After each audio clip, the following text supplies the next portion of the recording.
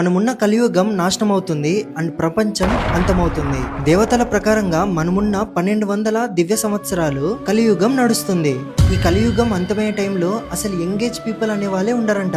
ప్రతి ఒక్కరు 20 సంవత్సరాల్లోనే ముసలోళ్ళు అవ్వడం గమనిస్తారు.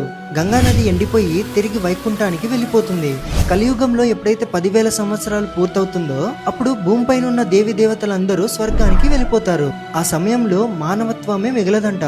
ఎక్కడ చూసినా మోసగాలే కనబడతారు. అటువంటి సమయంలో పురాణాల ప్రకారంగా విష్ణువు యొక్క 10వ అవతారం కల్కి అవతారం భూమిపైన జన్మిస్తారు.